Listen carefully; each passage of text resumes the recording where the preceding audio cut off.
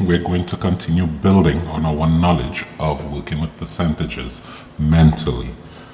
To get things started, I've got a nice, relatively simple question here for you to work out, and I'm going to give you today,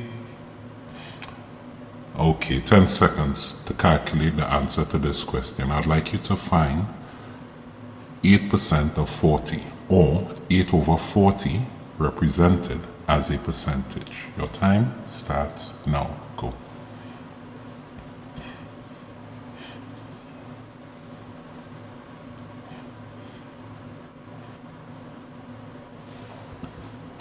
Okay, your time is up.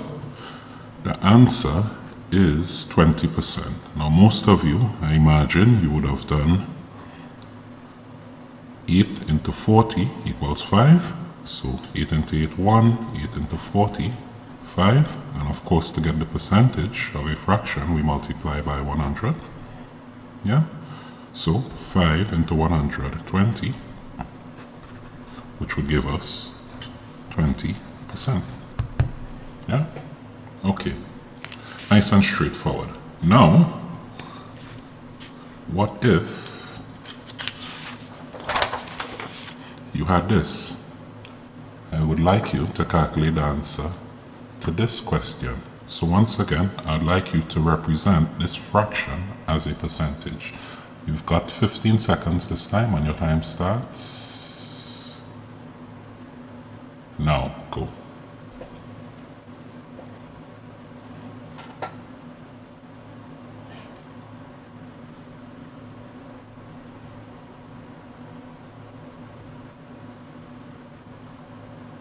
Me, 4.2 times 2 equals 8.4. It's 20%. And there's your answer.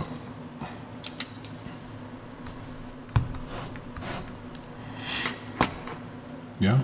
Now notice, even though I added a fraction to the percentage, it was just as easy for me to calculate the answer. In this situation anyway. Let's see how I did it.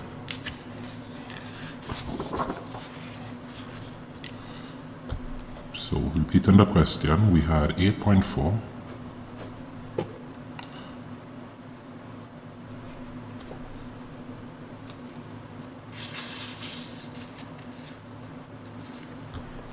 over 42, and we needed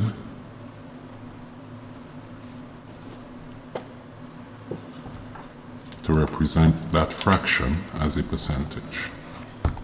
Yeah? On is the denominator to begin with, and the principle of shifting decimal places. Now I know 10% of 42 using the shifting decimal principle is 4.2. Yeah? And if 10%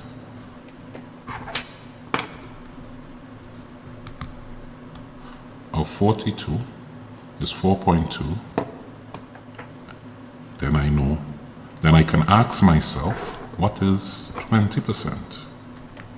Because once again, these are nice, easy figures for us to work with mentally and quite quickly. And in this case, 20% is simply equal to 4.2 times 2, which is equal to 8.4. And that's it. There's our answer.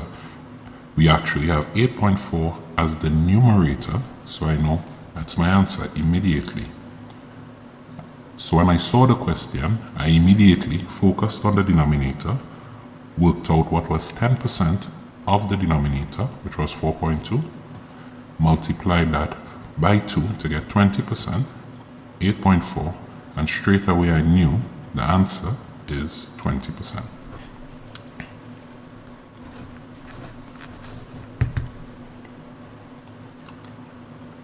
Yeah? Now, if we used the traditional method, we had 8.4 over 42 as a percentage, yeah?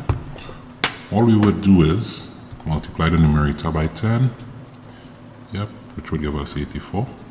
Remember, shifting decimal, this time this way, yeah, because we multiply by 10, and then we multiply the denominator also by the same value, which is 10, which will give us 420, and we multiply that by 100 to get the percentage of any number, yeah.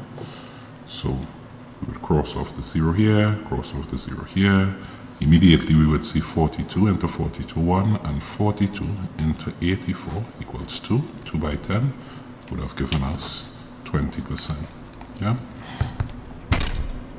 Now, at this point, I'd like to remind you, these tricks and tips that I share with you, they're not meant to replace the traditional way or ways you've learned how to do these questions at school or maybe from your parents. It's just an additional tool to add to your existing body of knowledge. So in some cases, you may find it faster to apply these principles, especially if you haven't got pen and paper or a calculator or a phone at hand. But in other cases, because your mind has been conditioned to work things out in a particular way, you may find it easier to rely on a traditional approach. Okay, I'm going to give you one more for practice.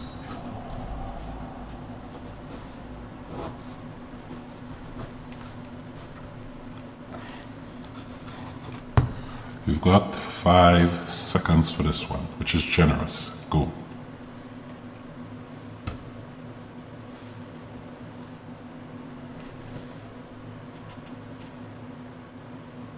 Okay, your time is up.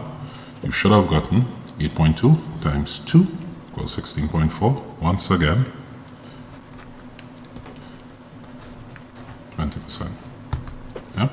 And as before, all we simply did was focus on the denominator. We know that 10% of 82 is 8.2. So 8.2 equals to 10%. And of course, we'd be doing all of this mentally, which means 20%